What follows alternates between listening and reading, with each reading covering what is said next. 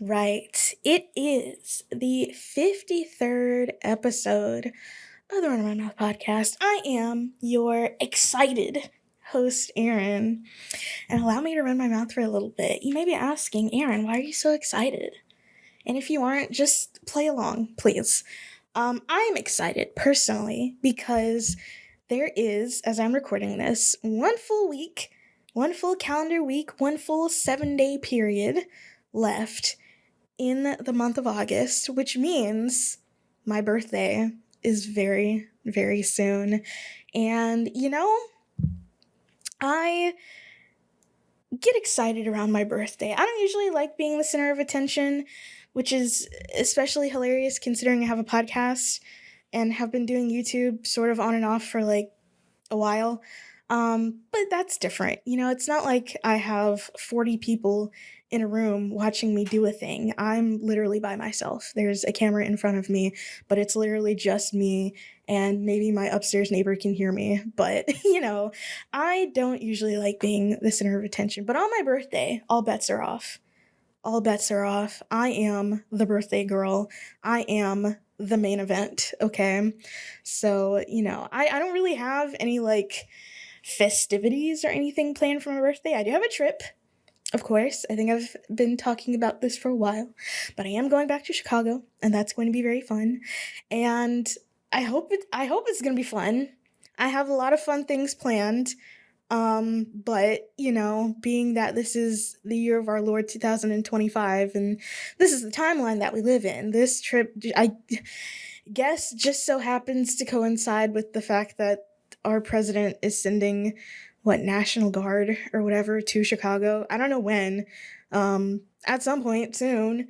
So, first there was, LA, and then DC, and now Chicago, which is really funny because, the last time that I was in Chicago, which was the beginning of last August, so about a year ago, exactly a year ago now.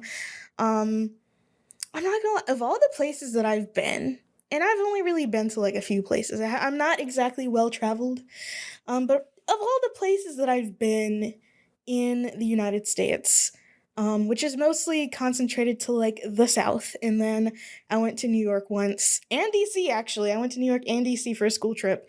And then I've been to California. I've been to the Bay Area of California a couple of times. And of course, I went to Chicago last year. I'm not gonna lie, I felt pretty safe in the city, which is crazy because, I've talked about this in an episode of this podcast. I'm about to tell you which one. Give me a second. Did I scroll past? I can't remember what number it was, but it was called episode 31 of the podcast, called A Rump in Chicago, or The Comedy of Errors, where I talk about the fact that, my flight back home was pretty early in the morning, and I had to leave my hotel at like 2 a.m., close to 3 a.m. And even though I was literally in downtown Chicago, which, downtown is probably different from other areas of Chicagoland, as they call it. Even though I was downtown, literally in the middle of the night, I did not feel unsafe. Taking the L train, all the way back to O'Hare from downtown, which takes like close to an hour, I didn't feel unsafe, and I am a lady, a very short lady, you know. I don't know if I look like a target, maybe to someone, but either way, I didn't feel really any type of way. So, I don't really think I have to explain it that all of this is just like posturing. But, there is a chance that I'll be in the city at the same time as like some National Guard, which, it's whatever. Like, I am not that worried about it, but I'll have my camera, so it might be interesting to photograph all of that. I'm not saying anything will happen. I hope nothing happens because that would really ruin my birthday trip. But, I'm not really expecting anything to happen. I don't have any wood to knock on though, so wait. My windowsill is wooden. Knock on wood, nothing will happen. But this just an interesting thing that's going on in this country, I guess. Interesting is certainly one way to put it. But I am expecting to have a whole lot of fun on my trip. Like I said, I have things planned. I'm finally gonna go see the Frank Lloyd Wright House. I actually planned to do it because before I was like, "Ooh, it'd be nice to do," but it's kind of far from, you know, the center of the city, I guess. So you really do have to like kind of plan for it. Um, but something that I sort of realized is that, on that street, there's also a bunch of Frank Lloyd Wright's houses that he designed, but I'll be going to his actual house and like workshop or whatever, and I am very much looking forward to that. I don't know if this is something that people know about me, but I really do like architecture. I'm really into architecture. Anytime I go to a place, I stay taking pictures of the sides of buildings. Like I just love like this is gonna sound so just I just love lines. I just love, the geometricness of it all. And of course, Frank Lloyd Wright, mid-century modern architect slash designer, does a lot of stuff with straight lines. Also, I don't know if I mentioned this when it happened. For people who don't know, there is a Frank Lloyd Wright house in Jackson. It's in Fondren. I actually used to live really close to it. I never been to it because, it used to be somebody's house that somebody lived in. But it's for sale. And I don't know if it's been sold yet. I'm gonna look this up. Hold on. It's called the Fountainhead. Or just Fountainhead. Hold on. Nope. Fountainhead Jackson MS. I don't know if anyone's bought it yet. I would hope it's for sale for $2.5 million, sold by Sotheby's Realty. Which, who's buying a $2.5 million house in Jackson? I don't know. From what I can tell, it is still for sale. And the property taxes are 10 grand a year. I don't know how much property taxes normally are. I don't pay property tax. I'm a renter. I'm one of those Gen Z rent. Oh, it says contract pending, actually. So someone is buying the house. Either way, I would hope, because, now that this house is for sale, there are pictures of the inside and it is gorgeous. Oh my God.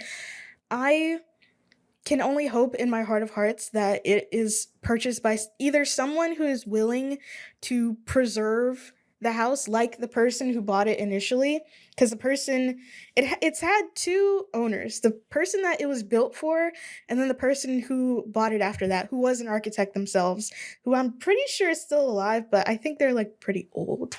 And so they actually restored the house to its, mid-century modern glory, and I'm hoping whoever buys it maintains that, or it just gets bought by the Frank Lloyd Wright Foundation, and they turn it into a museum, because that would be really cool.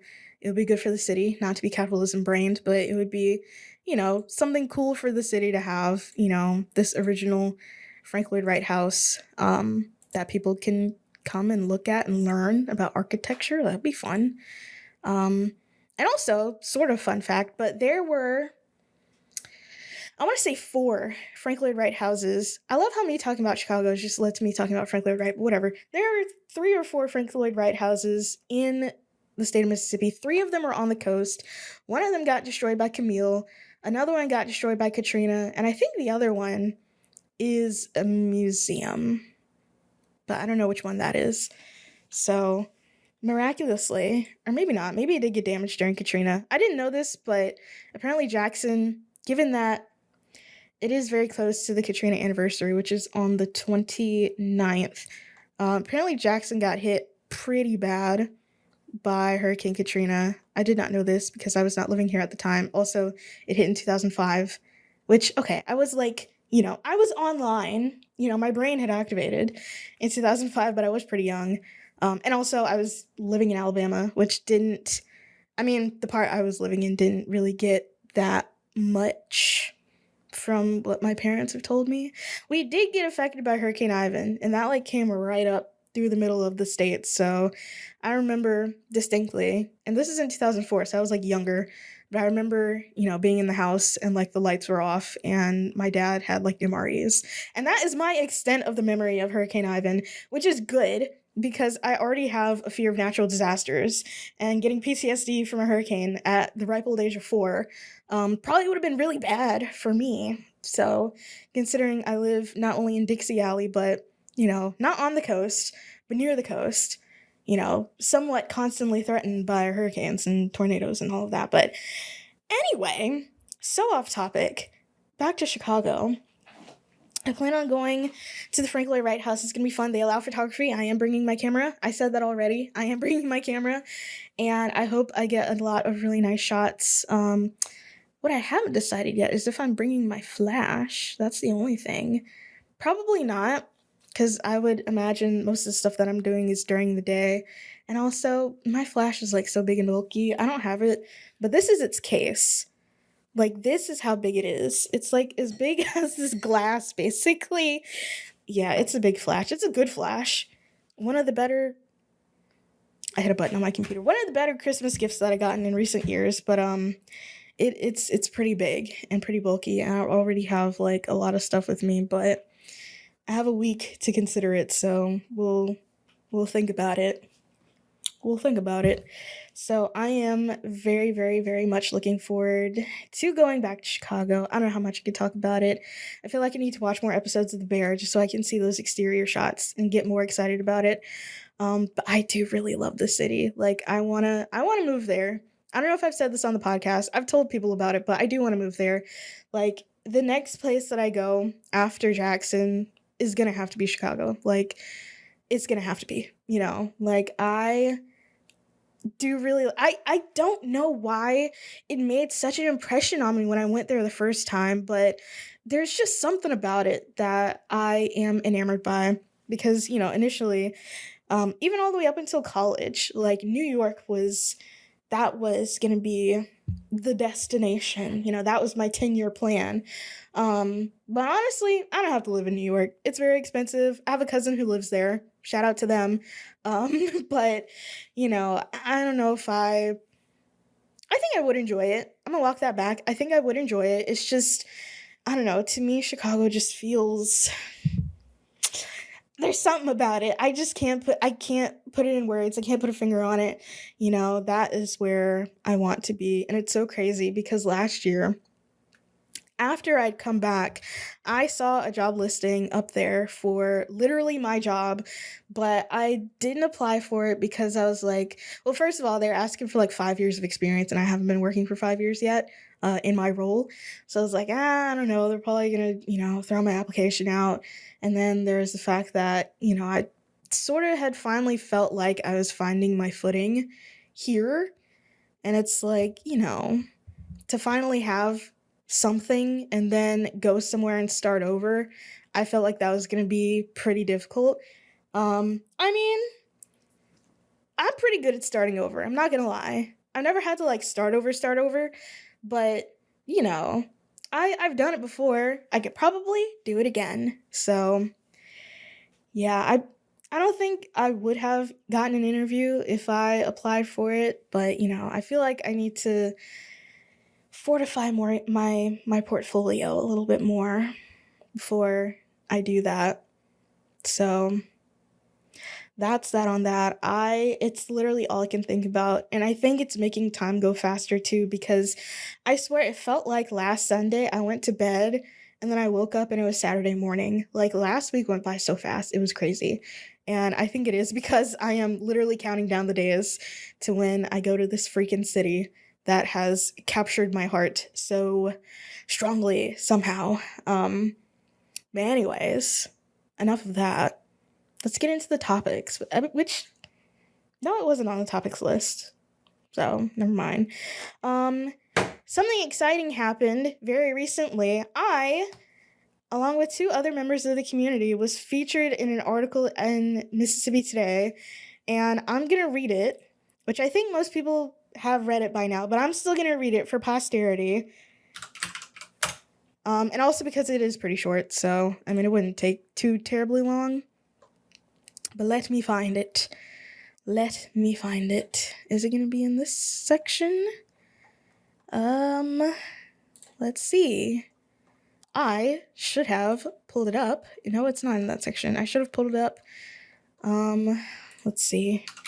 Before I started recording, here we go. All right. So, the title of this article is Jackson's DIY Music Scene Thrives with Noise, Punk, and Zines by Maeve Rigney, who I reached out a little bit ago, and her information was passed along to me by Lucy, and actually ended up seeing her at the Charity Noise show that this article is kind of profiling. Um, Sort of serendipitously, I didn't know she was going to be there, but all of a sudden, I, of course, being that I'm a photographer and kind of a camera person, notice people with cameras. So I see someone walking in with like this big camera and like two different lenses, and also with a Mississippi Today badge, and I was like, oh, there's somebody coming to cover the show. That's really cool. Because for the most part, since I've been here, I don't really know what's happened in the past, but in the like 2-ish years that I've been in the scene, it hasn't really had that much, I would say, mainstream attention. I do know there was one news outlet that did a story on Couch Fest 2? It wasn't last year's. I think it was the years before last. Um, and I mean, they have. I've seen stuff about like Cathead Jam and stuff like that, but that's not really like I wouldn't really consider that like kind of a DIY event necessarily. But anyway, enough of that. Let's get on to the article. Jackson's DIY scene thrives with noise, punk, and zines, and also I don't have it set up. I could have, but I don't think very forward. But if you look, the cover image for this article, I'm right there, right front and center. So that's fun with a freaking seltzer in my hand, but whatever. All right. Baristas serve pie as the walls shake with noise at Urban Fox's coffee shop near downtown Jackson. It's nighttime, and the 88-year-old house with hardwood floors and lots of windows is now a venue for an alternative music show where local artists shred electric guitar against recordings of cicadas and static. Okay, I'm not gonna lie, I might mess up a lot through this, but just work with me, please. Also, I have to say, these are some really good pictures. I'm not even gonna lie to you, these pictures are great. Which I didn't bring my camera to the show because I was just trying to vibe, but they're good pictures. T-shirts for the Mississippi band Filth Eternal sit on a merch table next to a used copy of The Hitchhiker's Guide to the Galaxy. Audience members wear orange paper wristbands. Outside, artists smoke cigarettes and pull equipment out of cars. After the show ends, all proceeds are donated to the Animal Rescue Fund of Mississippi. The July 25 show was one of many in Jackson's DIY scene. Jackson DIY is decades old and encompasses a wide range of alternative music genres, including punk, metal, noise, and hardcore, as well as independent publications like zines. DIY stands for Do It Yourself. According to Lucy Isadora, one organizer of Jackson DIY shows, the style is characterized by a lack of industry influence on artists. Local people organize shows and post flyers to Instagram. Isadora often hosts traveling artists at her house. Bands split money made from shows, which generally have an entry fee of $10 to $15. Isadora has booked bands like Alien Nose Job at the bar and restaurant CS's and annually organizes the punk show Brisket's Birthday Bash to honor her dog, Brisket. Obviously, my dog does not go to his birthday party because it's a punk show, and that's not really fun if you're a dog, Isadora said. But every year that we've done it, we've been able to raise a decent amount of money for animal shelters. Erin, who only goes by her first name, which, sure, started attending Jackson DIY shows 2 years ago and now covers the scene in her publication, Jackson Underground. She also books performances and hosts local artists on her podcast. She said traveling bands love Jackson once they play a show. I want to clarify. I guess, yes, technically I do only go by my first name, but something about me. Okay, I have built my Google search results brick by brick, and I didn't really want to put my last name on this because, I am, I guess, sort of anonymous, but also, again, I feel like this that I do in my professional life are, very separate, and I don't know how much longer that's gonna happen, but I like that they're separate, and I want to keep it that way. My work life and my personal life. I consider this my personal life. So I'm trying to keep those two things separate.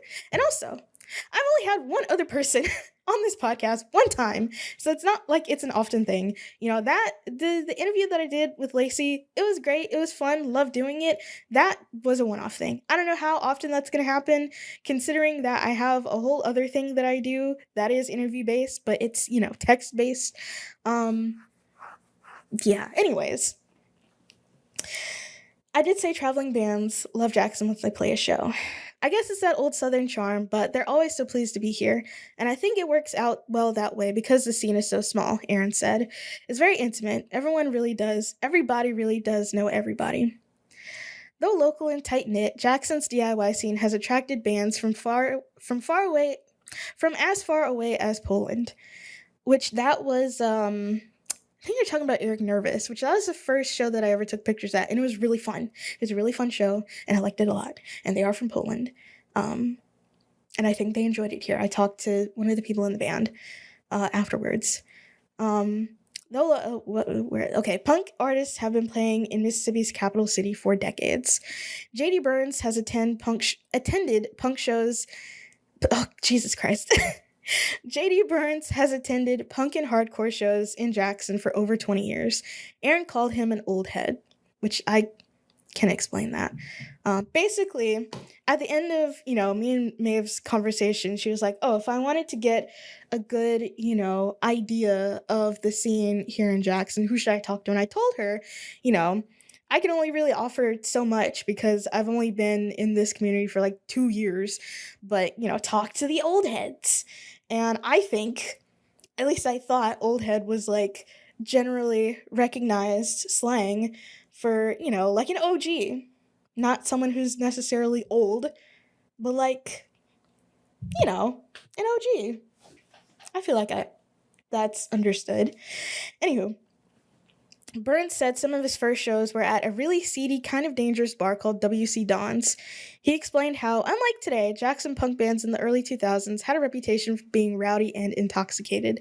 They were much more bratty, drunk, older people, not quite street punks, not mohawks and chains and leather jackets, but just gnarly, gnarly people. I don't know what that is outside. Where am I? Oh my god. Okay, Burns said. Bands used to appear in weekly showbills released by the Jackson Free Press, now known as the Mississippi Free Press. Churches also served as DIY venues in the Jackson area in the early 2000s, where there was a boom in Christian metal and hardcore. Since the bands were Christian, churches allowed them to play. WC Don's and many of the old bars are closed, and churches no longer have metal shows, which they could. They could. There's nothing stopping them. They could. I don't know who's in charge of a church. The priest? I don't know. I don't go to church, but they could.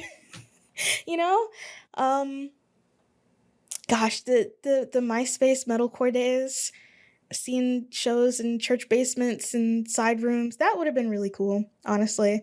If I were just, 10 years older? Yeah. Anyway. Where am I? WC Don's and many of the old bars are closed and churches no longer have metal shows, Burns said. Now bands advertise themselves on Instagram, and many of today's venues, like Sunflower Oven and Urban Foxes, allow fans of all ages.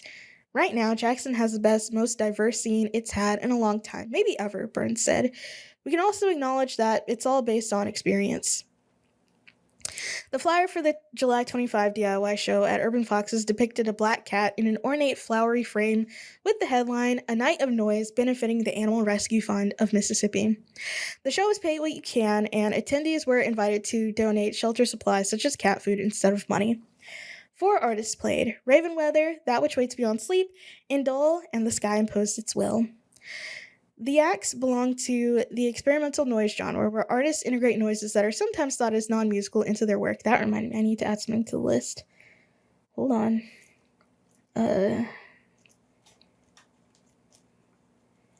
Okay. Let's see. Before the first set, Indole, whose stage name refers to an aroma chemical found in both feces and flowers, sat by the front steps. Which you would read that line and think it's about to go into an interview, but it's not. Which anyway, show attendees could pull zines from the Landmass Library, which is run by Isadora and distributes free DIY publications. By the way, if you want to come to Zine Club, when is this coming out? The 27th? Tomorrow, as this is being released, there will be Zine Club at Urban Foxes if you would like to come. It's usually a very intimate hangout, and it's always a lot of fun. So yeah, do that. We might be folding zines. We might be making them. I made a zine at Zine Club. It was about The Sims, and it is in my paper box, so I can't go and get it, so never mind. Anyway. One zine, written by a punk ER doctor, discusses what to expect when visiting the emergency room.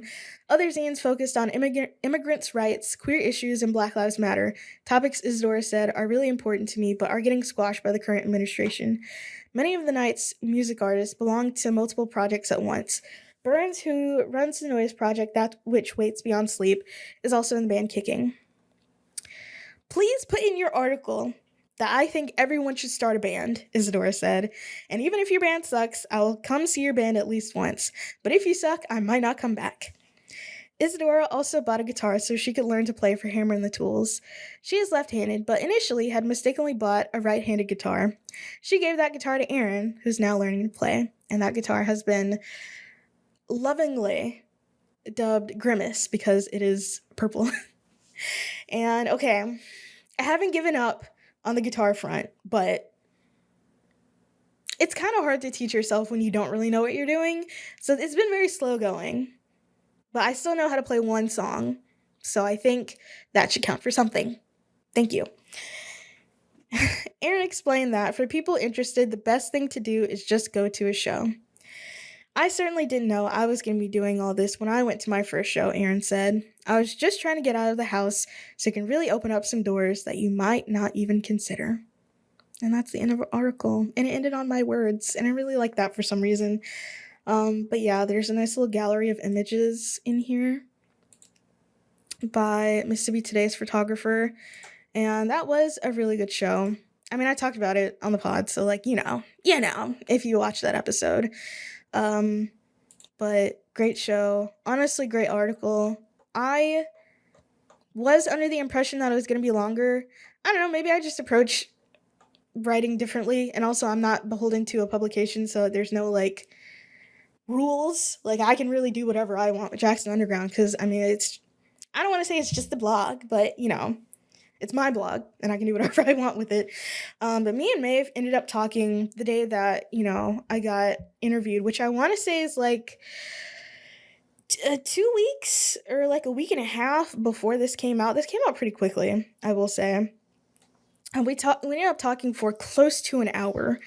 And I thought she was going to interview a few more people. It was just me, Lucy, and Burns in this. I guess kind of to get more of this isn't a feature piece, so, you know, that's why it's not that long and that, like, super duper in depth. Either way, I still think it's good. I got interviewed for an article. Like, that's cool. Like, I have only ever been interviewed one other time, and that was at my other job. And in that article, I was quoted as saying something that I don't think I ever said. Just because of the phrasing of it, which was so weird.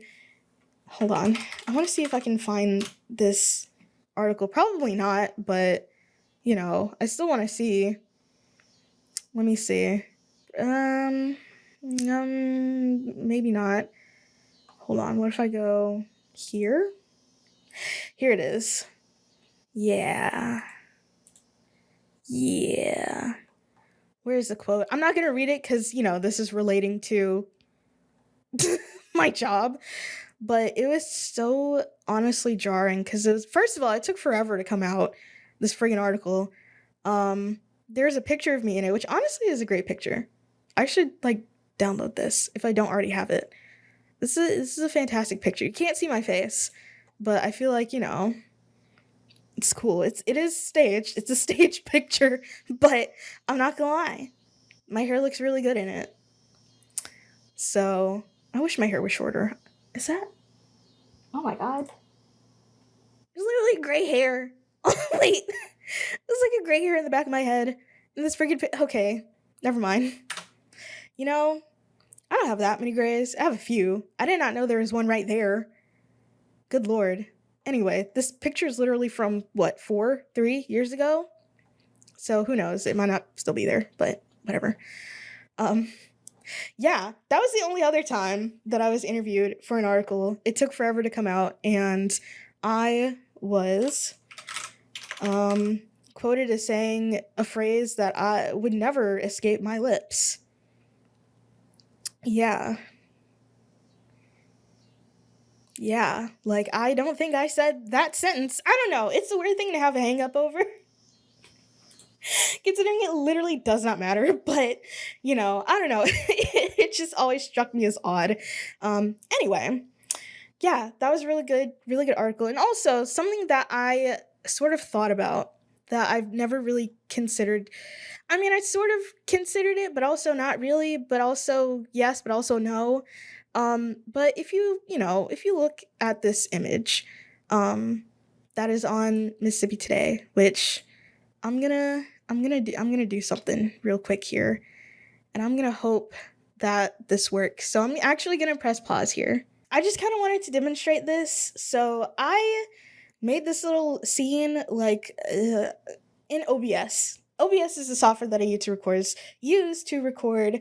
What the heck did I just say? Anyway, OBS is the software that I use to record episodes of the podcast because my camera, because of weird regulations, can't record longer than 30 minutes, so I have to hook it up to my computer. But I made this like a couple of weeks ago and I was like, oh, what if I included more visual elements in the podcast? So if you are only listening to the audio version of the podcast, you are actually only getting half the story this time. So yeah, this is the cover image for the article, and you can see I'm right there. I'm right there in the middle. But something, and again, like I said, this is something that I consider, but I don't really consider, but I do, but I don't. But I'm the only Black person in this photograph. And I was the only Black person at the show. Actually, let me think about that. Let me think before I speak. No, I think I was. Literally, aside from the lady taking pictures for Mississippi Today, she was also a Black lady. So shout out to her. I'm the only Black person at this show. And there have been several times where I've been the only Black person at a show.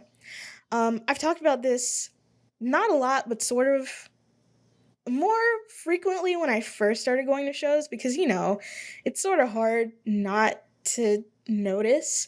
I will say it's been less recently, which I think is a good thing. And I'm not gonna lie, I'm so close to the mic. I'm popping it so hard. So sorry. Every time I see another Black person at a show, I don't say anything because, I'm shy. But mentally, I'm like, yes, Negroes, Which I know it's like kind of, I don't know. Listen, you don't have to be Black to understand it, actually. It's pretty understandable if you could just, put yourself in another person's shoes. You're in this hobby that is mostly inhabited by people who don't look like you. And, when you do see people who look like you, it's like, great. But something that I have sort of considered is that, or not really considered, but just kind of thought about, I guess realized, is that I don't really know this for sure because it's not like someone has told me, but I think I am like people's representation.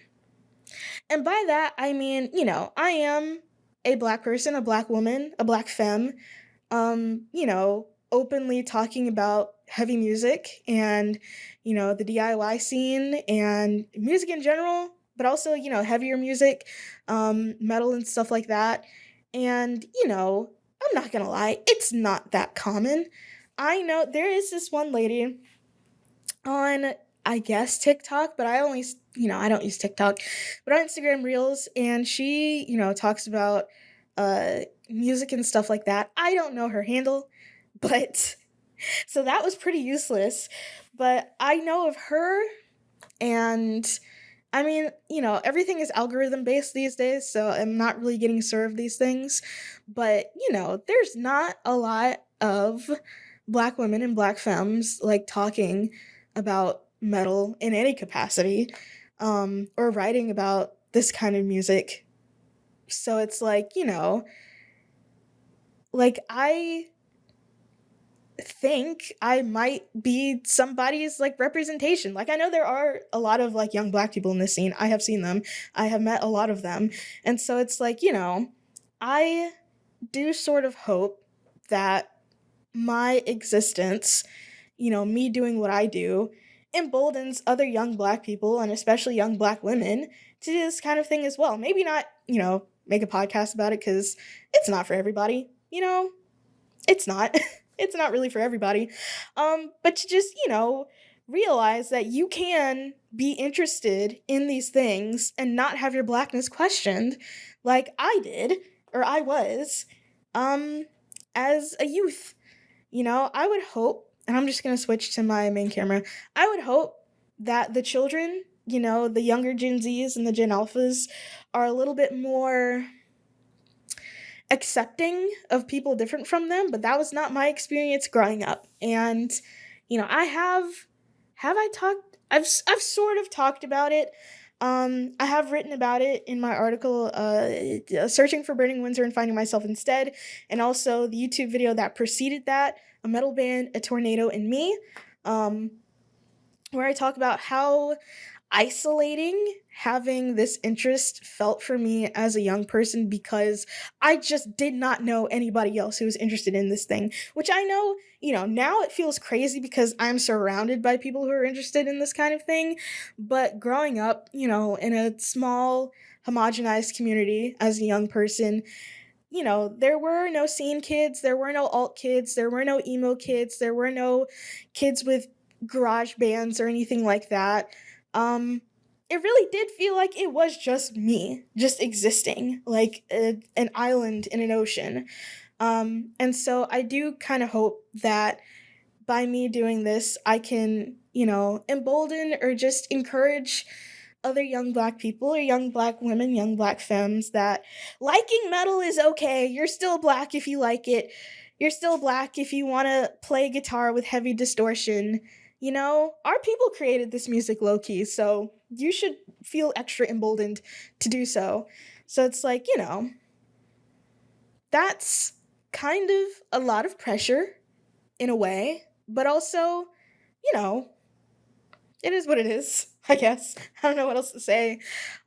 Sort of related to this, because I have been thinking about my time in school, given that this December, which is rapidly approaching, will be 5 years since I've graduated. And I've just been kind of, in having questions about, like, where's my career going? I've been thinking about, like, things that happened in school.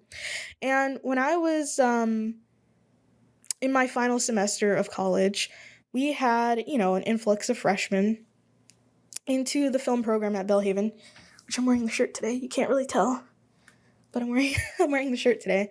We had an influx of freshmen at Belhaven, and for once, I was not literally the only black girl or the only black person, because, that was the case for a bit. What? Oh, I'm taking that back. I was not the only black person in the program. I was, however, the only black girl in the program.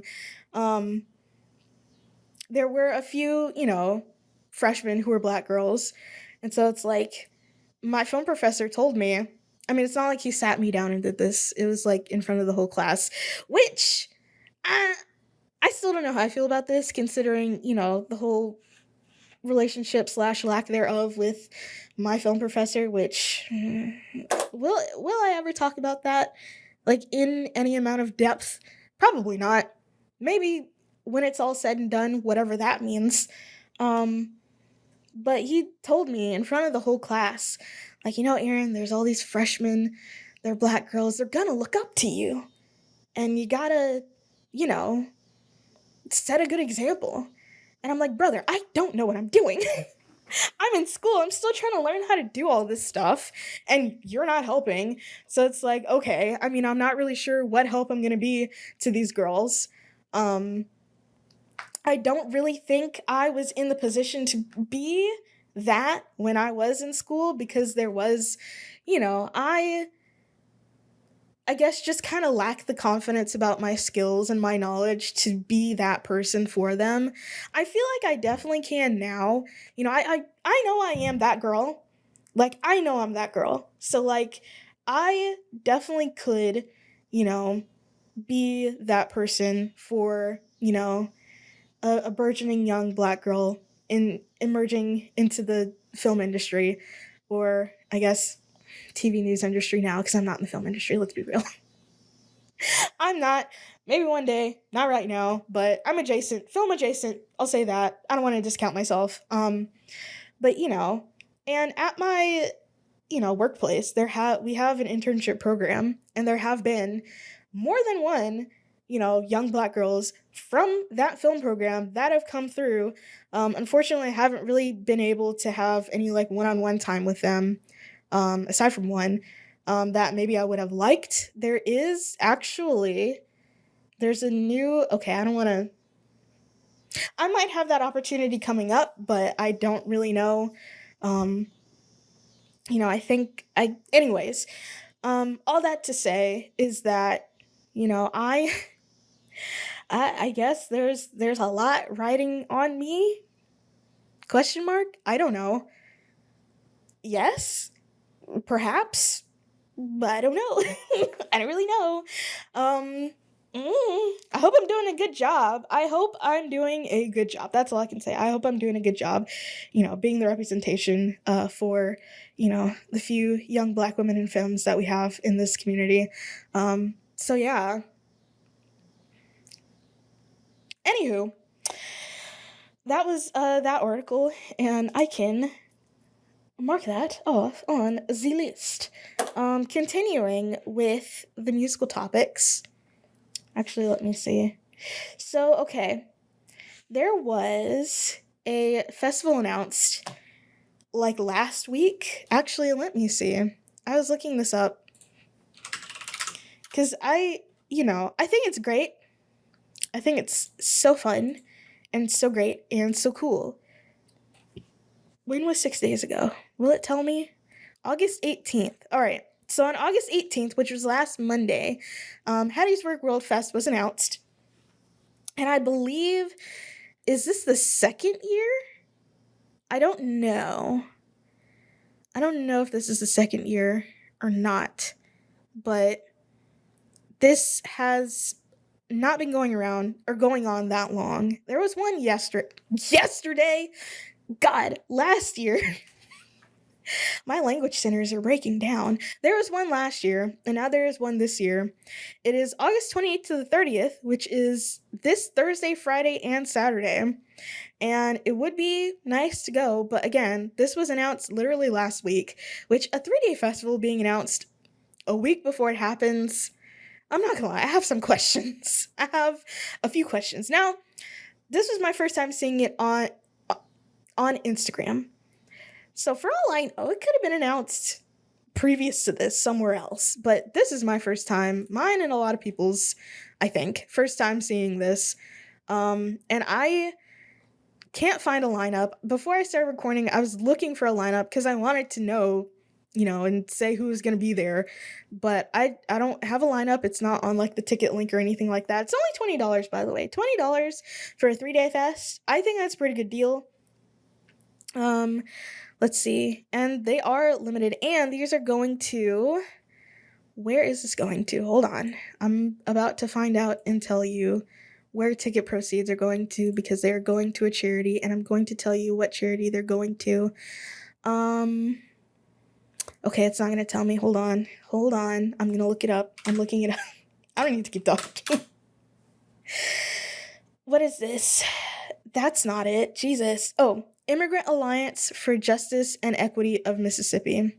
So that is where the money is going to, for this 3-day festival happening in Hattiesburg.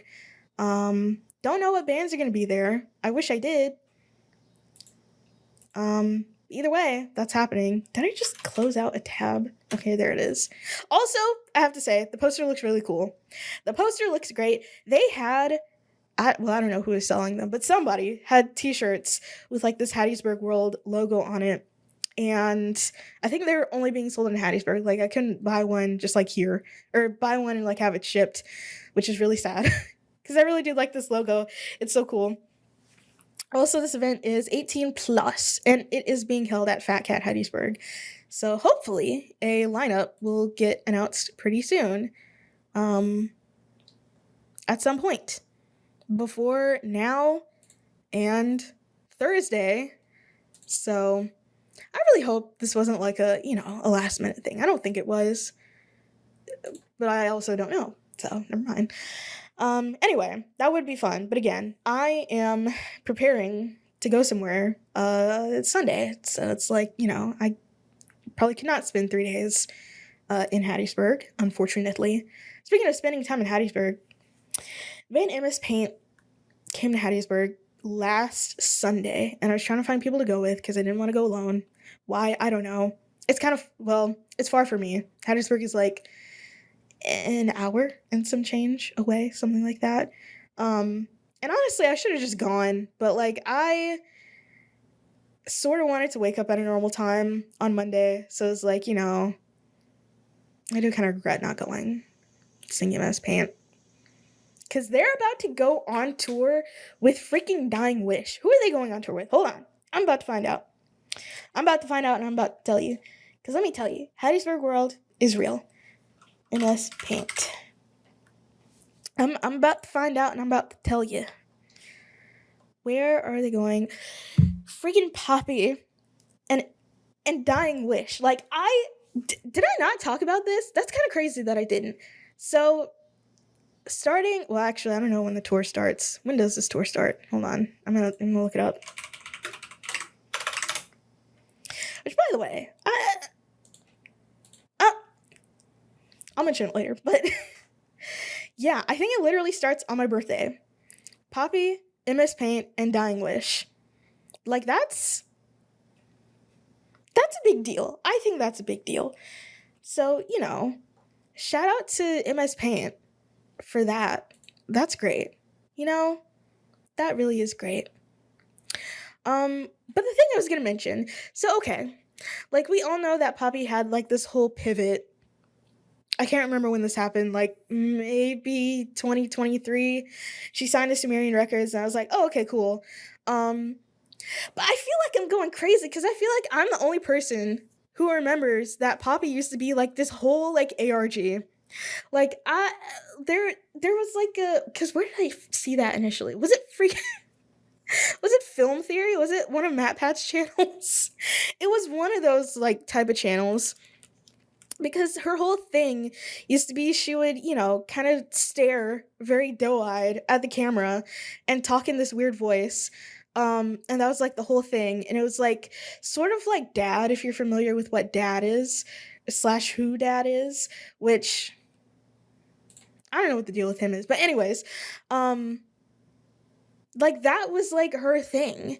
And like she sort of made music. It was like, kind of girly pop music, and it was like whatever. But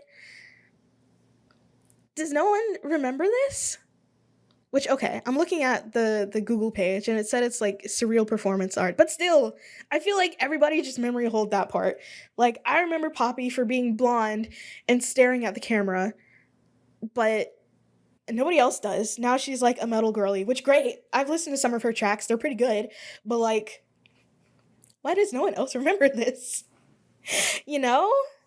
Anyway, that is great for MS Paint. All of that to say. Cross this off. Speaking of Hattiesburg World, hold on, cross that off.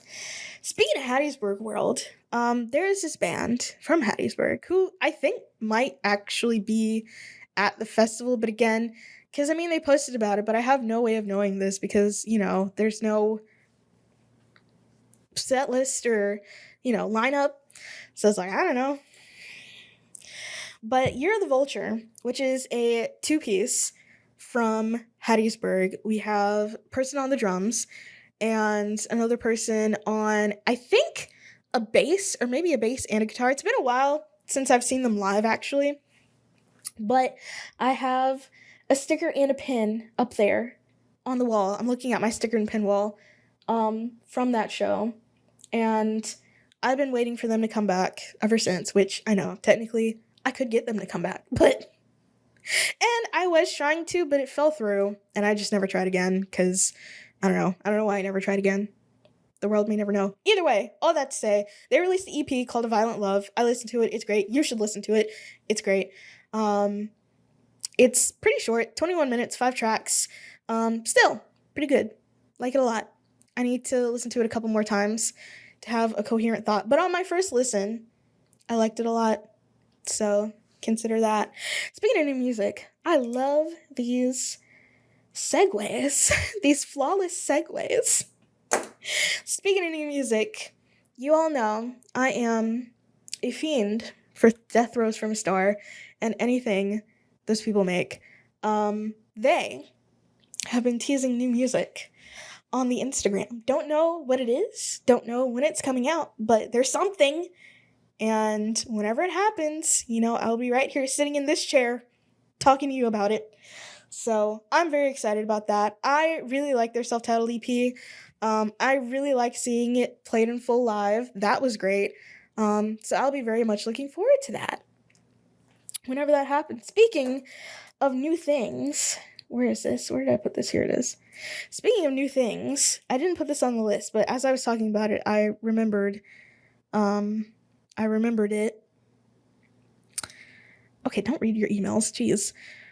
There is a new project called, give me a second, hold on.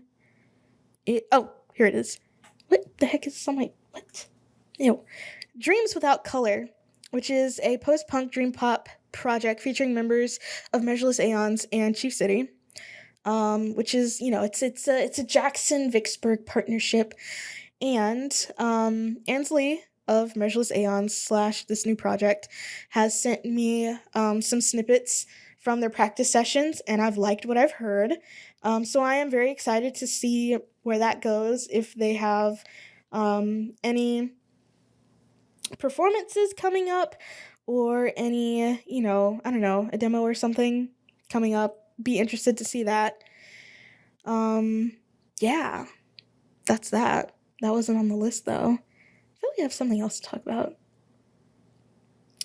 Not music related, interestingly. Okay, I haven't been to any shows recently. So, yeah, but I can talk about the shows that are coming up. And I feel like I'm missing something. I do feel like I'm missing... I've been a lot better updating my calendar recently, but I feel like I am, missing a show or something. One or two. Am I? I don't know. Someone will tell me. Anywho, on the 30th of this week, the 30th of this month, but also Saturday of this week, we have a doubleheader of shows. We've got Shadowboxing, Headcanon, and Syntasia at Howlin' Mouse, and that is at 7, which I'm assuming that's the door time. Usually when I put times on my calendar thingies, it is the door time, usually. And then, that same night, at that same time, we have Wizard Dick from... I actually don't know where they're from. Let me look this up. They are from New Orleans, Louisiana. It is a 2-piece sludge, instrumental sludge. God, I really do want to go to this, because I have found that I like sludge quite a bit. Sludge metal, I mean. But it's the day before I fly out, literally, and I have to wake up pretty early, so I don't know if that's the best idea, but I do really want to go, but I don't think I can, and that's sad. Anyway, Wizard Dick from New Orleans, Louisiana. What is it about New Orleans and, sludge metal? I know, you have Acid Bath and, Crowbar? And I Hate God. They're all from... Wait, hold on. Did I say Crowbar? Is Crowbar... I feel like I know what I'm talking about. Yes, they're from New Orleans. They're all from New Orleans. What is it about the Bayou that makes you want to make sludge metal? Colin, we're standing by because I would like to know. What was I saying? Anyway, I don't have any other shows for the week of the 31st. But my birthday week is just going to be so packed because I will be at the shows. I will be in the venues because I forgot to mention this. Oh my god. Okay, so when I was building out my itinerary for my trip, because I'm not a super planner. Sometimes I can go with the flow, but also for a trip like this, I do want to have stuff planned, so I'm not just like wandering around aimlessly. Like, I have certain things that I want to do, and so I wanted to go to a local show in Chicago because one of my sort of kind of goals for this year wasn't on the list of goals, but it was sort of a goal for this year, especially after last year, is that I wanted to go to a local show in different places. So I went to one in Hattiesburg this year, so that was fun. And then I guess if we want to lump in last year with this year, I went to the show in Atlanta. That was really fun. I was cold the entire time. It was freezing, but it was still a lot of fun. And so now I'm going to a local show in Chicago. But the really funny thing about it, like, really, I don't know if funny would be the word to describe this, but I'll just tell you about it. So I was looking through, I was recommended this account called Chicagoland Hardcore by a couple different people because I asked, like, hey, who's booking in Chicago that I can follow and see, what shows are happening when.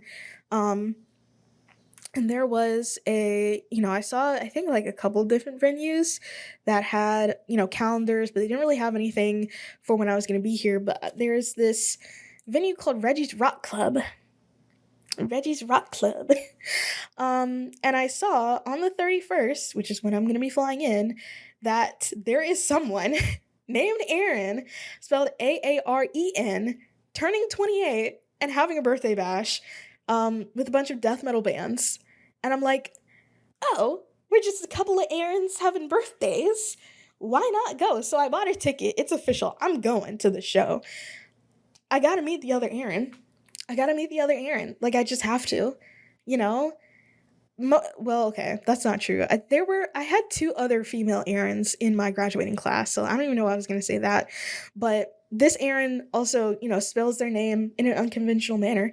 It's Aaren instead of Aaron. And I spell my name, well, I guess technically my mom, because I didn't ask for my name to be spelled this way. But my mom spelled my name Arin, so it's like, oh, we're just a couple of weirdo Aarons with weirdo Aaron names. We're both having birthdays. This person's turning 28, I'm turning 26. Obviously, we have to turn up together, So hopefully, my shyness will overcome itself, and I can actually introduce myself to the birthday Aaron, whose gender I'm not super sure about. I'm assuming it's a man. Sorry for assuming, but considering the spelling. Also, I don't know. It'd be really cool if it was a girl, though. Could you imagine? Just two dolls having birthdays, watching death metal. That would be so iconic. You have no idea. Oh, okay. Anyway, I'm really excited for this. This is not a local show, unless you also plan on being in Chicago during this time. But I felt like I had to mention this because when I saw this, I was like, even it's when I'm flying in. So I'm hoping, my hope of hopes, that there are no delays in the airports, but it's 2025, so who knows? That my flight makes it on time and that I can get to my hotel and settled in on time. I mean, the show starts at 8, so, like, I feel like I have plenty of time, but, like, when I saw this, I was like, it has been fated. It is fate. I have to meet the other Aaron. And hopefully, they don't find it weird that I have flown all the way, me, a stranger who happens to have sort of the same name, has flown all the way from Mississippi to see the show. So if your name is Aaron and you spell it Aaren and you're turning 28 and you live in Chicago, I'm not trying to make it weird. I just think it's fun that we're both named Aaron and we're both having birthdays and we're both, well, I'm not really super duper into death metal, but still, like, that's cool, right? I feel like that's cool. Anyway, let me go back to the month view. Oh, no, not month. Yes, month. Okay.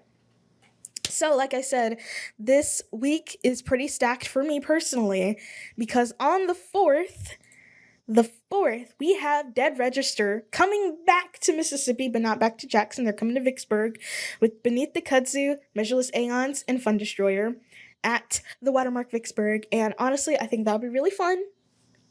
Hopefully, I'm not too tired from traveling because I have a whole day of traveling ahead of me on when I come back.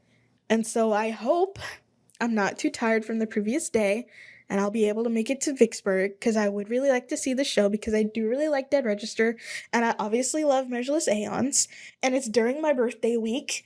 I feel this is fun. This is fun. Also, I'm going to say it. I don't think it's going to happen. I did say before that I can only tolerate being the center of attention on my birthday. I don't like being sung happy birthday to. I'm not even going to lie.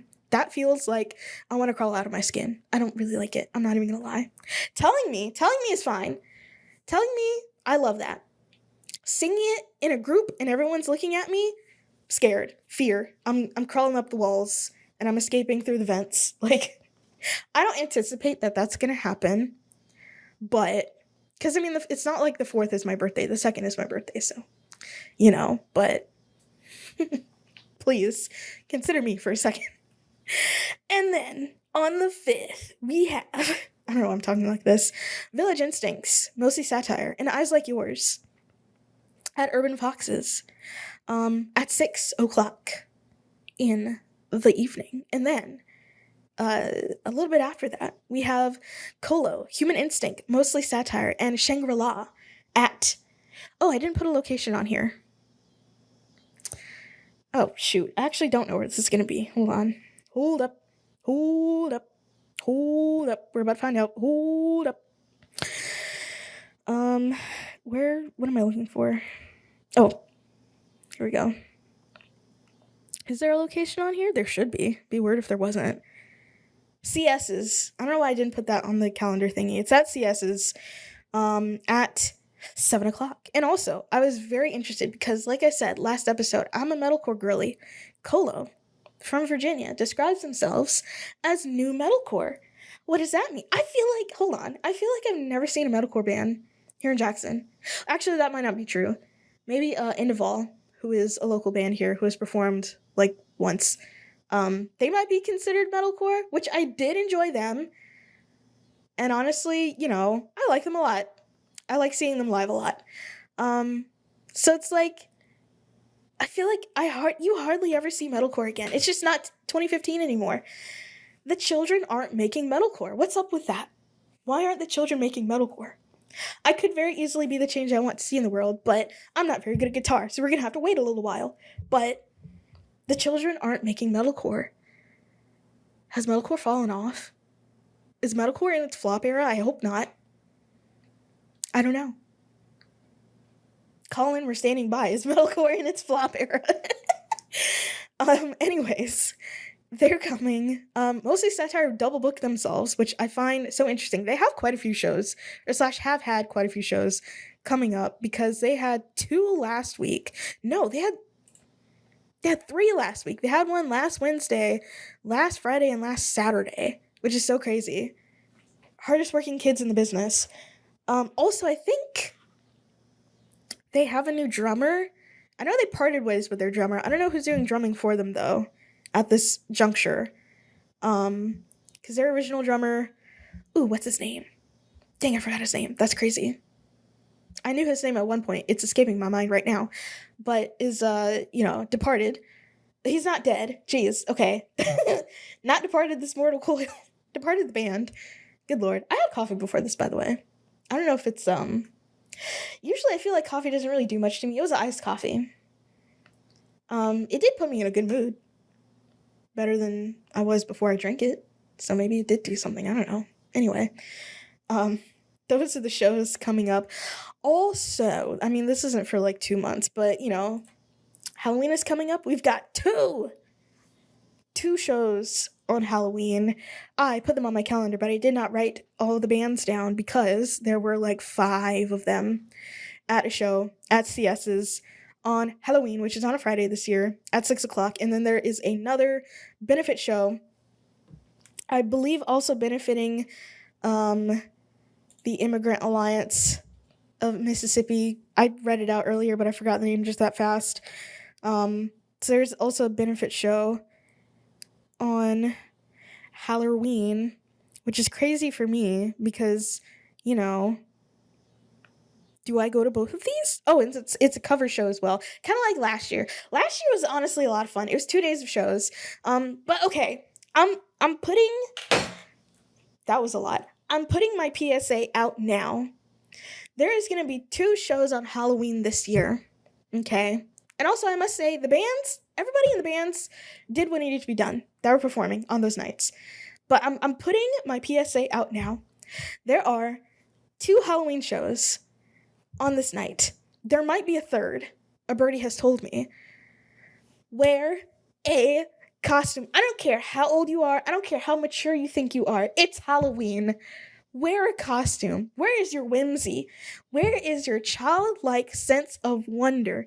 It is Halloween. I better not be at either of those shows and see anybody walking through in normal clothes. And if you're wearing normal clothes, I better see a plumb bob above your head and you're being a sim, okay?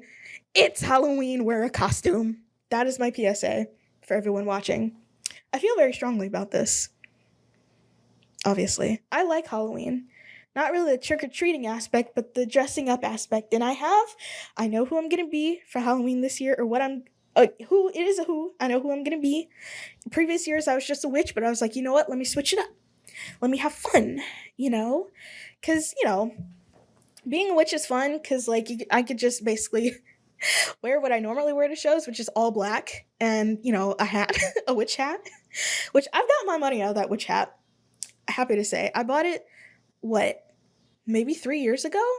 And I've been a witch the last 2 years. But this year, not so. We are switching it up a little bit, and I'm hoping... I don't think it's that obscure. I really don't think it's that obscure. I'm not revealing my secrets just yet, but I'm hoping that when people see it, they will get it. And if they don't, I will be sad. I'm not even gonna lie. So yeah. And it's fun because I get to dress up at work too. Because again, where is your whimsy? Where is your childlike sense of wonder? It's Halloween. Have fun. Wear a costume. It could be a bad costume. Do something. Put on a tutu if you're just going to wear your normal clothes. Do something, please. I'm begging you. You don't have to go all out. You don't have to do the whole thing. Just, I don't know. Just do something. Good Lord. So that is my very early PSA about Halloween. Please wear a costume. I'm begging you. Anyway, yeah. Mark that. How long have I been going for? Already an hour? That's crazy. I have so much more to talk about. Let me mark this off. So, I mentioned it. I'm turning 26 is it a week? Hold on. Because I've been thinking about the trip, but I've not really been thinking about my birthday. But, in literally, let me count the days. 1, 2, not counting today. 1, 2, 3, 4, 5, 6, 7, 8, 9. I'm turning 26 in 9 days as I'm recording this. Which, that's a milestone birthday because I'm getting kicked off my parents' insurance, but thankfully I have a job that offers insurance at no extra cost, so I don't know if it's good insurance. I certainly am going to find out. Thankfully, I've already found out that my therapist is, in that network, so thank God, but I don't think literally any of my other doctors are, so yeah, state of insurance in this country is, you already know. I don't have to explain it. And if you don't know, figure it out. So yeah, aside from being kicked off my parents', very, very good insurance and having to figure it out on my own, and now I was supposed to get my wisdom teeth out before I turned 26, and that didn't happen. So now it's all going to be on my dime, or these are just going to stay in my head and hopefully not kill me. I don't think I was at risk of death from them. They're not bothering me now, but they might start again at some point, which I'm not whatever. My mom got her wisdom teeth out when she was an adult and had 2 kids. And I mean, it made the recovery time a little bit worse. But also, this was 2007. And I'd like to think the procedure for getting one's wisdom teeth out has improved since then. Because she was like in bed for, I want to say, like a week. It was kind of crazy. But also, I was like 7 or like 6 when this happened. So I probably remembered things differently. But either way, whatever. I'm not going to think about it. Anyways, turning 26. And, like I have said last year around my birthday, this is like my New Year's Day. Because if you think about it, your year starts when you're born, because that's when your life starts. And therefore, the clock starts ticking on the year when you're born. So, New Year's, January 1st. I was going to say July 1st. Could you imagine? January 1st, that is the new year. But my new year is September 2nd. And these last couple of years, there has been just trials and tribulations around my birthday. I can thankfully say that this year, that's not quite the case. Thankfully, meaning it's better. There's no trials and tribulations this time around my birthday. 2 years ago, it was the blow up of my friendship. Last year, it was this big change at work that I didn't really like, but, ended up changing back to what it was before. So it ended up being fine. And it didn't last as long as I thought it would, which is also great, but it's also like the longest 2 months of my life. And it all started around my birthday. So, that was that. But weirdly, this really has only been like the last 2 years that this has been the case, that Virgo season has been when I'm the weakest, when, according to astrology or whomever is in charge of all of that, it's supposed to be when I'm the strongest. So it's like, and also I feel like my birthday signifies new things because, here where I've been living in the United States, the school year usually starts in like mid-August. At least for me. Nowadays, kids have to go to school year-round, which I think is so crazy. I won't harp on it too much, but that is insane. But back in my day, school started in mid-August, which meant around my birthday was still, the new school year. So, new teachers, sometimes new classmates, sometimes new schools. It really is a period of, like, newness for me. And so, I can say that the last 365 days, was last year a leap year? I think it was. Okay, so the last 366 days, if we include the leap day of last year, were pretty good. I'm not gonna lie, my 25th year was pretty decent. I'm not gonna lie, it was pretty good. It started out a little rough, but it got better, and, I feel like things have just gotten better for me in my 25th year. My 24th year, it started, well, hold on. Yeah, no, it started not great. I'm not even gonna lie. It started pretty bad. My 25th year also started not ideal, but it got better. And it got better in my 24th year too. It just took a while. It took a little bit longer than 2 months for it to get better. But, my 23rd year, I can't even remember what 23, who remembers being 23? Not me. That's crazy. I really can't remember, like, what was my 23rd year like? Honestly, probably not great, because I was working on a job that sucked. So, that also sucked the joy out of everything. My 22nd year, I also can't remember for some reason. Oh, wait, no. That was the year that I moved here, which honestly was pretty dope. I'm not even gonna lie. I moved here, July 2021. And then I turned 22 September 2021. So it started decent because, starting a new job, my first full-time job, I thought things were pretty great, but then it wasn't that great in the grand scheme of things. The grand scheme of things, my 22nd year was like, it was false promises that year, I think. But my 26th year, I don't know. Judging off of my track record, if we were to look at my years of life like Drag Race contestants, Track record kind of doesn't mean anything in Drag Race, actually. Most of the time, it kind of doesn't. So never mind. Maybe there's some rigory in my life. I don't know. I feel like this is an analogy that's only going to make sense to like a few people in my audience. I don't know. Drag Race has become pretty mainstream these days. Like the crossover of like heavy music enjoyers and like Drag Race fans. I mean, obviously there is some crossover because I'm both. But you know, I don't know. Anyways, I'm hoping, all that to say is I'm hoping my 26th year is a good one, like my 25th year has been. And if there are challenges that arise in my 26th year, which there probably will be, there have been challenges in every year of my life. Hopefully, I can take those head on, and with some coping strategies that will help me not go insane. So yeah, those are my hopes for my 26th year. I just want to be happy, honestly. You know, stasis for 26, maybe. Maybe things get a little bit better. Maybe. I don't know. Those are just a few of my hopes. So that's that. And also, something I realized is that this is my last episode as a 25-year-old.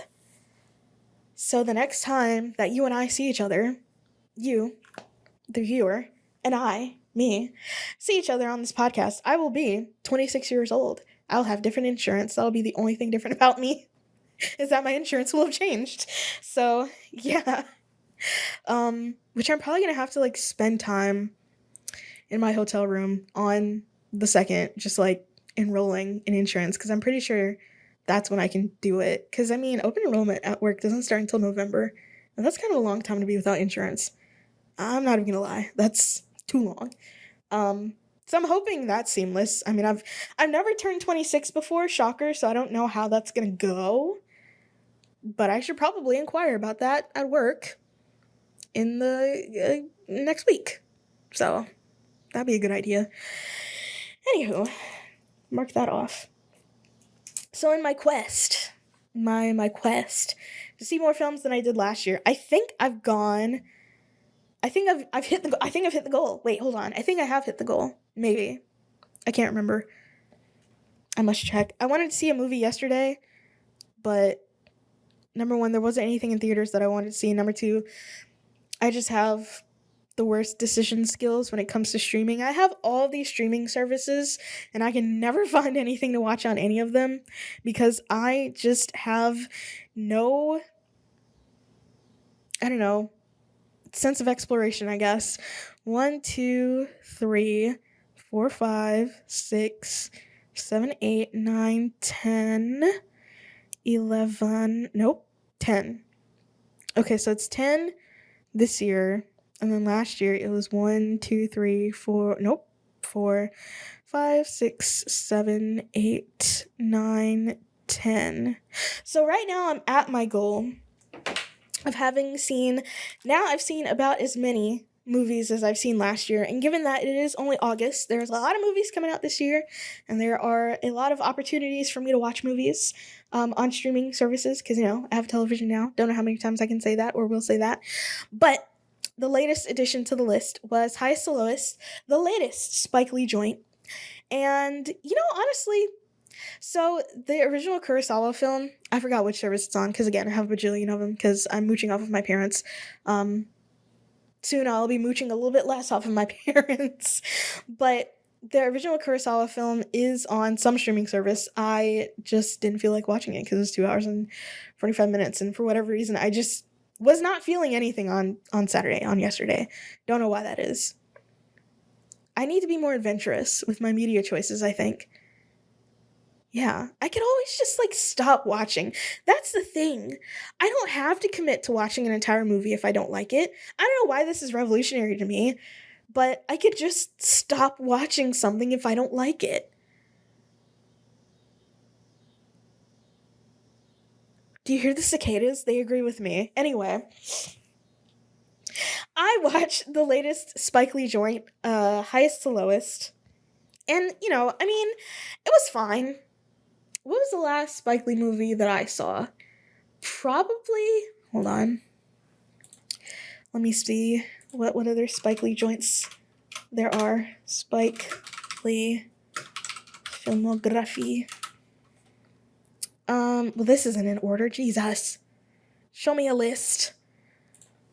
God. Let me see. Director. 100? Oh, hold on. Go back. 100 friggin' director credits. That's crazy. Also, I think there's some TV mixed in this. He's doing another, Katrina documentary. Because he made that one, I think, not last year. 2006 or 7. Let's see. Italy and America. That was a short. Oh, wait a minute. Hold on. This was like this is a commercial. So I guess technically I forgot what this is a commercial for, but I guess technically this is the last Spike Lee movie that I saw. Was these freaking series of commercials. The Fiat commercials. That was the last Spike Lee movie that I saw was a Fiat commercial. God, I guess he does do a lot of commercials. And then there's a mini-series. Let's see. Capital One. What is David Byrne's American Utopia? David Byrne, like Big Suit David Byrne? Spike Lee documents the former Talking Heads frontman's brilliant, timely 2019 Broadway show. So, okay, there was this that came out. Well, okay, this is from 2020. And then there was Stop Making Sense. There's a lot of David Byrne stuff. Or I guess technically Talking Heads.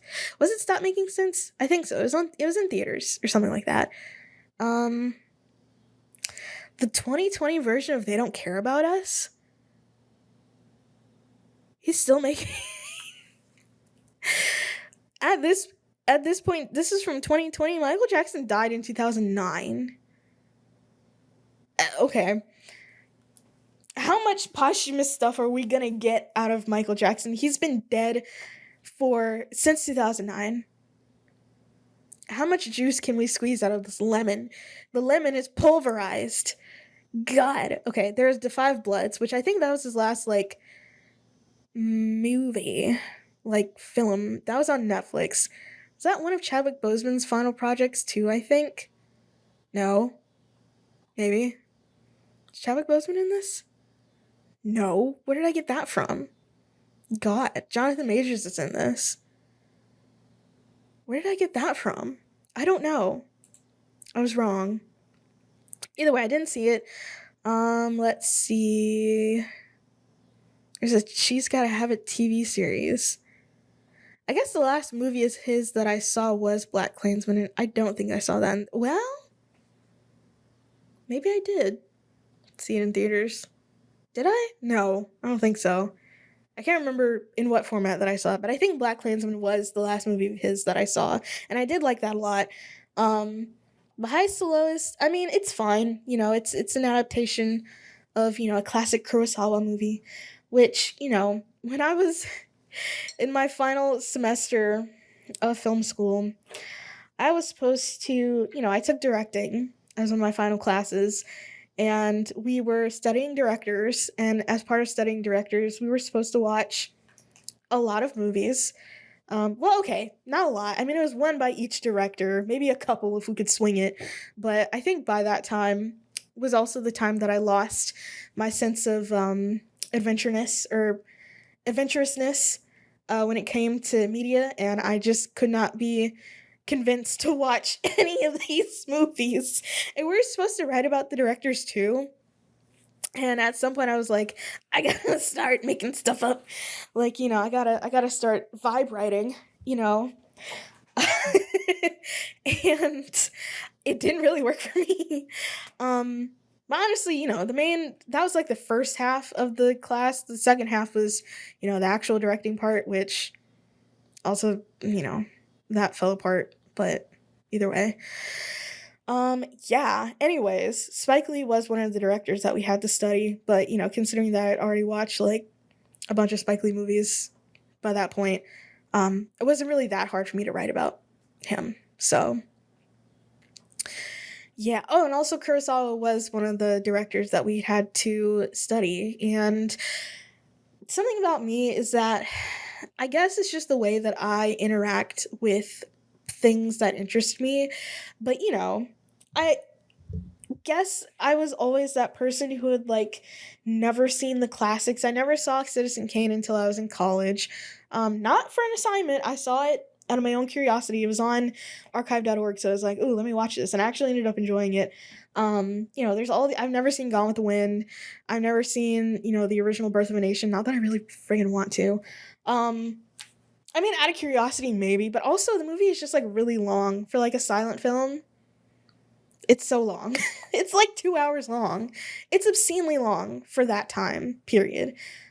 It's. I'll just tell you. Nation 1915. What's the runtime? Dagnabbit, just tell me. Runtime. 2 hours and 5 minutes. I feel like that's a lot for a silent film. Is this a silent film? See, I don't even know. I'm a fake film student. But what was I saying? I don't even know. One thing that stood out to me about this movie, though, aside from, first of all, for whatever reason, Ice Spice was given top billing in this movie. I don't know if they cut some scenes or what, but she has like 2 or 3 lines and she's given top billing. And I'm like, why? She had to have been cut out of some scenes. Because I feel like in the trailer that I saw, she was featured in it. And again, she gets top billing. She's in like the beginning credits of the movie, and it's like, for why? She has a few lines and then we never see her again, and it's like, okay, I thought she was gonna be like a much more prominent feature of this movie, but I guess not. I don't know, that struck me as odd. Either way, ASAP Rocky is in it, and he's an okay actor. I was thinking during the movie, I was like, man, it's really nice of Rihanna to give Rocky the day off to let him be in this movie. Because he's the house husband now, but I mean, I thought it was fine. He's also gonna be in this other movie that's coming up, I think. Hold on. It's not this one. It's If I Had Legs, I'd Kick You, which I also saw the trailer for before this, which I guess he's been in some other stuff. He's in Zoolander 2. Have I ever seen Zoolander 2? I think so. Huh. So yeah, he's gonna be in 2 movies this year, which interesting. But I thought it was fine. The only thing about it, the only thing that really stuck with me during this movie is, unfortunately, Denzel Washington's wig, which is like, first of all, why is Denzel Washington wearing a wig? Secondly, if that is his real hair, why is there a fly in here? If that is his real hair, why does it look like a wig? Because the weird thing about it is that all the other male black actors, sort of his age, that's in this movie, they have, the salt and pepper going on, and they all have fades. But for whatever reason, they like, oh, you know what? I'm looking at this. I didn't know this, but apparently Denzel Washington is in fact bald. So they didn't have to put a wig on him, though. They could have just let him be bald. Why didn't they just let him be bald? It's so jarring and off-putting. Like, if you have seen the movie, you know exactly what I'm talking about, because everyone else's hair looks like, real and natural. But for whatever reason, Denzel's hair is just a helmet on his head, and it doesn't like fade. It doesn't blend into anything. They could have just let him be bald. I didn't even know Denzel was bald, but this wig, the wig is Wiggiana. Like, the wig is wigging. I don't know what else to say. It's so strange. But what I did like is, Denzel Washington is playing this, like, big-time music producer who's supposed to be, like, an icon in the industry. Oh, he's not. Wait, when is this from? What is this from? This is a different event. Oh, his hair is, like, completely white. Oh, okay. So, okay, he's actually not bald. He has hair on his head. The hair on his head is white. So I guess that's why they gave him a wig. Or maybe they didn't give him a wig. Maybe they just dyed it and it just looked weird. But they didn't have to do that. I feel like that was so, like, jarring and, like, off-putting. And just, like, it took me out of the immersion. They could have just had him have his own hair. Maybe it made him look older. I don't really know. This is at Cannes, I think. No, it's not. I'm looking at pictures here. You can't see them because I don't have them on the screen, but from like various events for this movie, but they could have had him bald. They could have had him with his hair just as it is. They didn't have to give him a wig. How old is Denzel Washington?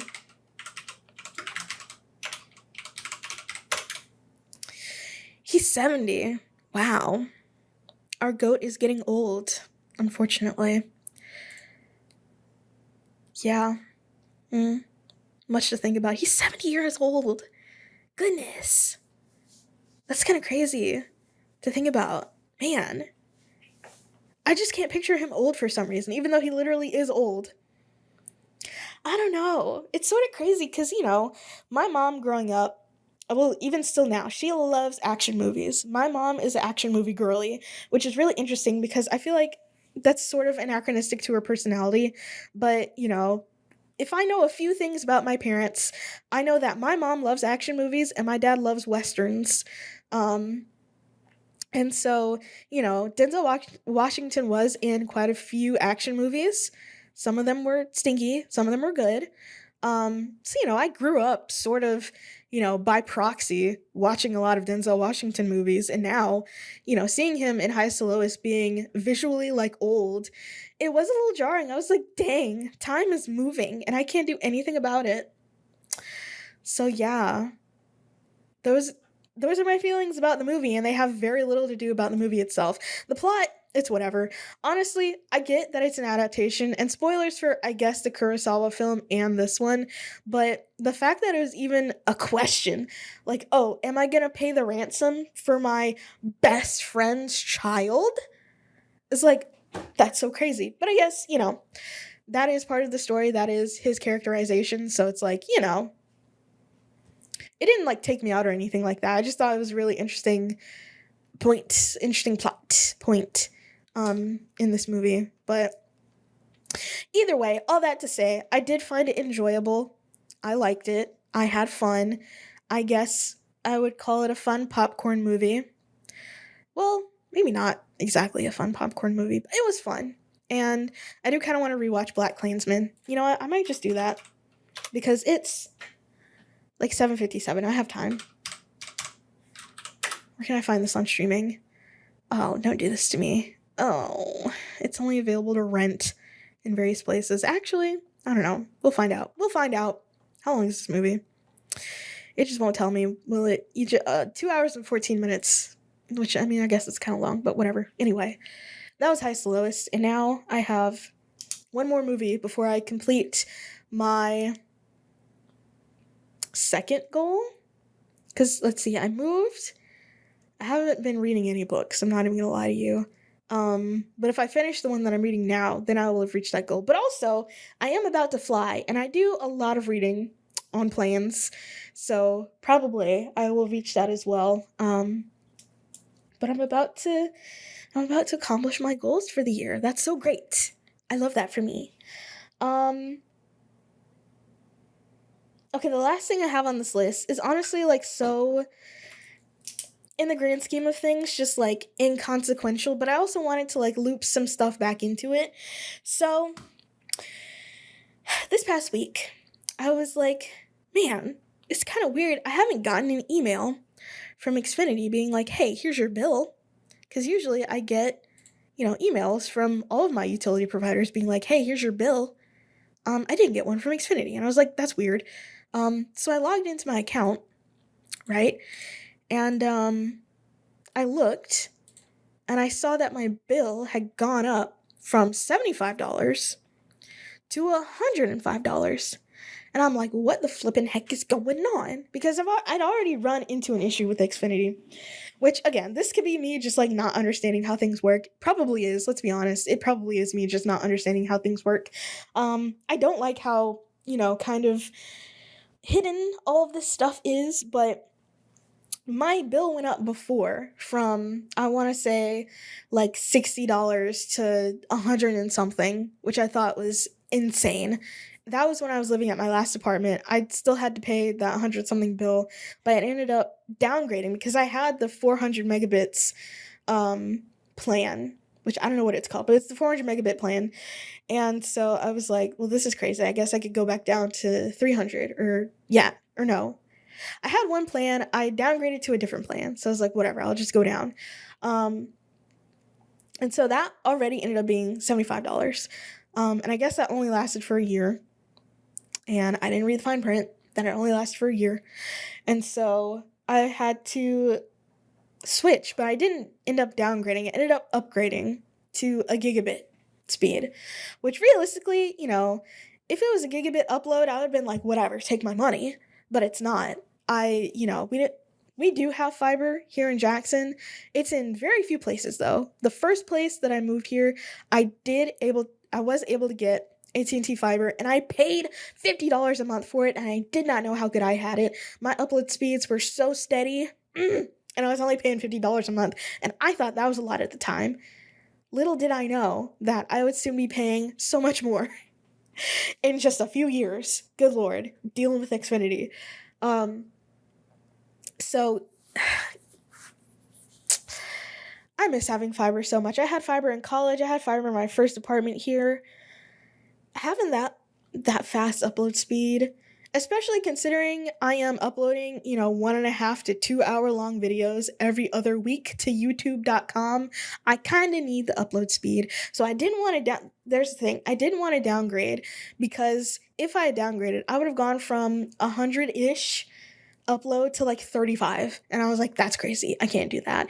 It's going to take me like an hour to upload a YouTube video, and I can't deal with that. I have had slow internet before.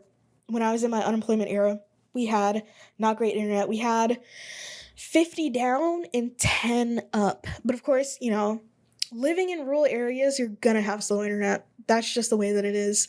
And so, I was like, okay, I've heard in the past from people that if you call the ISP and you complain heartily enough and you threaten to cancel your plan, they'll give you a little discount.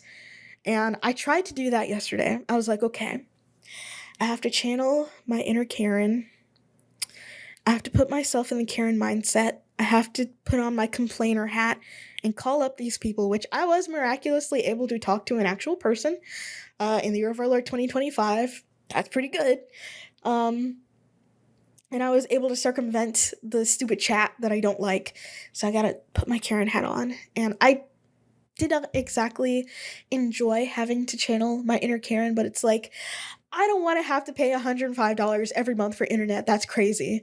So, I was like, okay, I gotta put myself in the mindset. It's fine. And so I called them up and I tried to be as annoyed as possible, which I don't think was annoyed enough. And I think the thing where I messed up was like, I didn't threaten to cancel, because I was straight up with them. Like, Xfinity, for whatever reason, is, the only provider in this stupid apartment complex that I can get an actual wired connection, because I can get AT&T again, but it's going to be AT&T 5G. I don't want that. I don't want a 5G connection into my home. I want wires. I want wires that I can plug in to places, okay? Which, my computer is far from my router, so I can't plug it in anymore. But either way, I still get pretty, when the friggin' antenna on this thing decides to cooperate, which is to its credit most of the time, I do get a steady, stable connection here. But I don't want to use 5G home internet because the speeds are not good. Like, okay, if I were to look up, I'm about to do this right now, AT&T internet. And I'm going to tell you what the friggin' speeds are for the 5G plan. Because it's like, 5G, it's what you have on your phones. Which, 5G is fine for a phone. That's whatever. That's all well and good. Which, by the way, let me check. I don't even think I get 5G most of the time here. Like, I get it sometimes, but most of the time it's just 4G. So that wouldn't even be... If I did switch that, I would have been in trouble. Because, anyway... let me see. Shop internet. I'm gonna have to put in my stupid address. Give me a second. So I can prove a point here. I do need the speeds. Like, if I was just like some guy, just getting on the Facebook and doing whatever, then like these upload speeds might have been fine, but they're not. And so this is, first of all, it's $65 a month, which is more expensive than I was paying for fiber, which, okay, the price of everything has gone up. And, this was 4 years ago that I was paying these prices, but still, I mean, still, no, this isn't worth $60 a month, but we move. So thankfully, the government has done something good in their lives. This wasn't available before, but now ISPs have to actually tell you what speed you are paying for, and in theory, you're supposed to get these speeds, and they're called broadband facts. They look like the little box on food. And with AT&T Air, Internet Air, which is 5G, you'll get 90 to 300 megabits upload, which that's a huge range. That is a huge range. And for, did I say uploads? I meant downloads. You get 90 to 300 megabit download speed. So think you're downloading a file, how long it'll take, for you to download, like how fast it'll download. 90 to 300, which is usually sufficient. But upload speeds, the range is 8 to 30. 8 to 30 for $65 a month. That's crazy. And the thing about it is that with, fiber speeds, you get the same upload as you get download. So I was getting 100 up, 100 down on my first apartment, and that was great. I could upload videos so fast. But 8 to 30, I get, usually, it really depends, but usually I am getting, like, we'll say average 50 up here. So that'd be like a huge downgrade. And like, I don't want that. There is no fiber in this area. I can't get C-Spire either. And I am really limited to Xfinity. And I ended up telling them that, I can't really switch to anyone else because I can't get the same speeds because there's no other, for whatever reason, Xfinity has the friggin' monopoly on this apartment complex, which is stupid. And so I think, I don't know, maybe I was just not sounding annoyed enough, or maybe they are impervious to this now.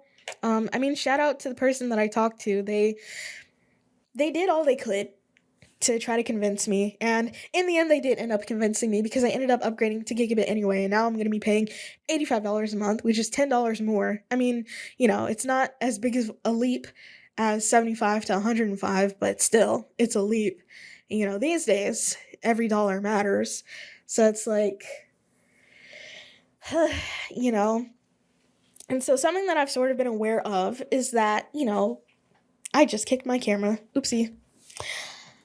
Because I live in this area, we're going to be kind of hamstrung by location. Like, if you're in a bigger city, you're going to find fiber pretty easily. Like, that's not going to be an issue for you. But given that I live in the state of Mississippi, and, Jackson isn't rural, but, it's Mississippi. Things take a while to expand in places like this. And, I remember seeing a story recently because AOL is shutting down their dial-up service. And there were so many comments being like, people still use dial-up? Who's still using dial-up in the year of our Lord 2025? And the answer is kind of a lot of people, especially if you live in rural areas in, smaller, usually red states.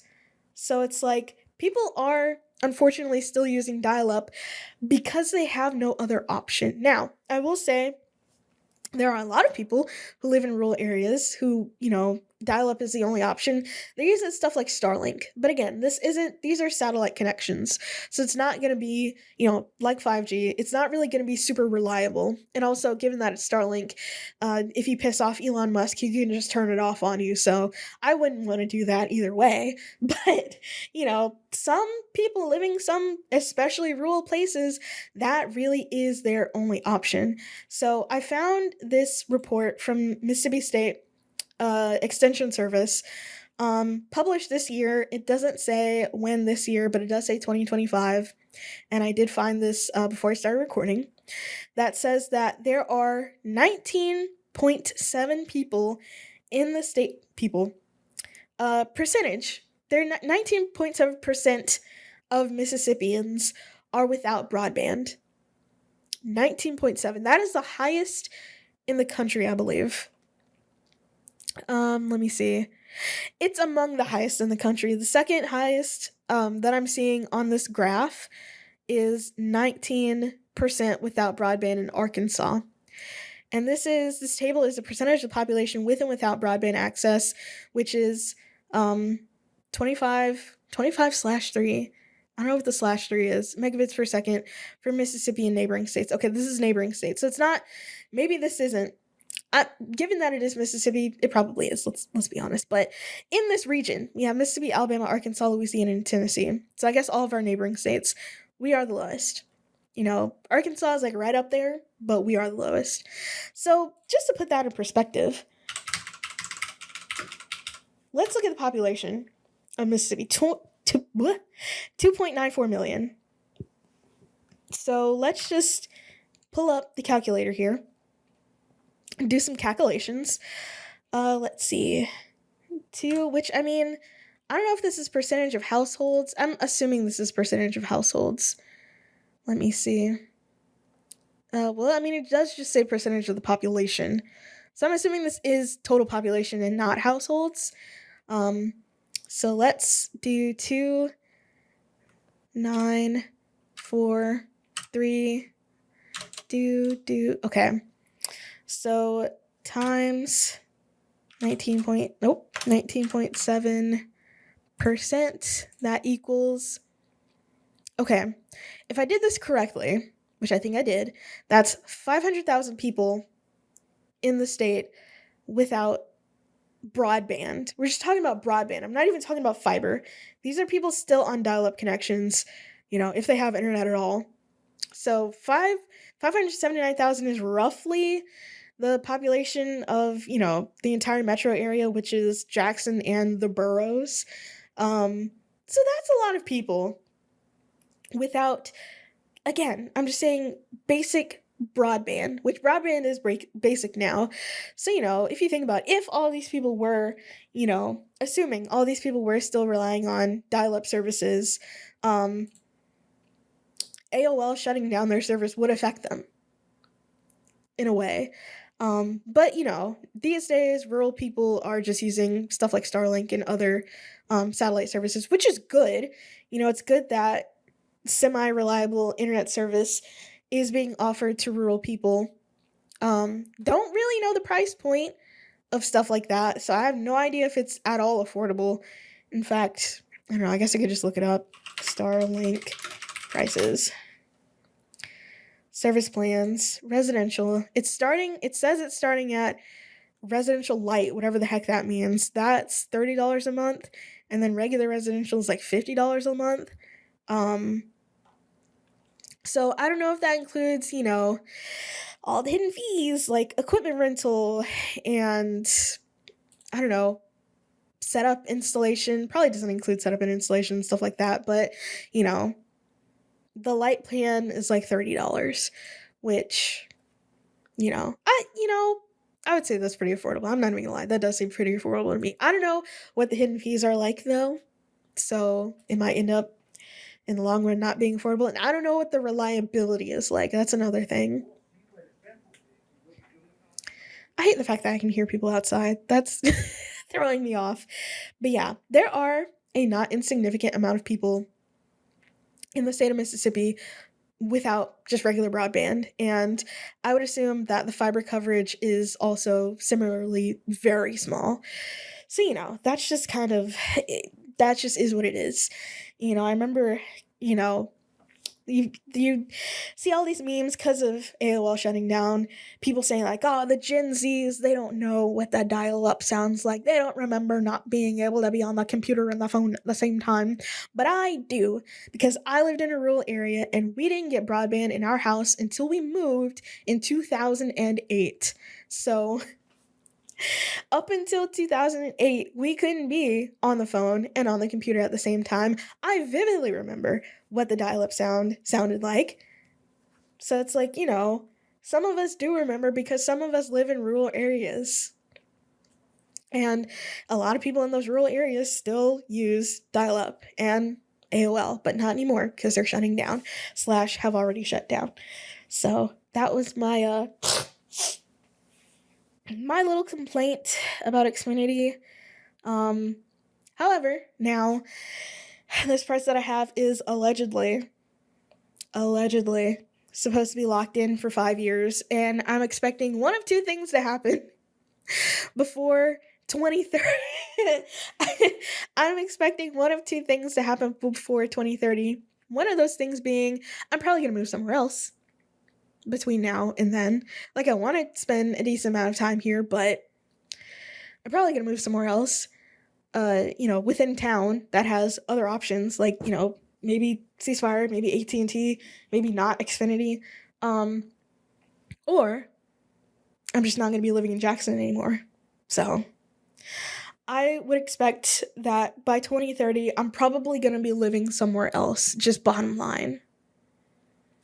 So hopefully, yeah, I am only paying $85 a month for the remainder of my time here in this apartment / the city. So yeah, at least I got it locked in, and I've got gigabit, allegedly. I mean, let's do a little speed test that out. All right, let's see, what do we got? Ooh, yeah, not looking great. Barely at 200, 188. Okay, to be fair, I don't know when this is gonna, switch over, but my upload, she's looking robust. I'm getting 100 up. Look at that. But only 188 down. So, I don't know when I'm allegedly supposed to be getting these gigabit speeds. I'm not right now.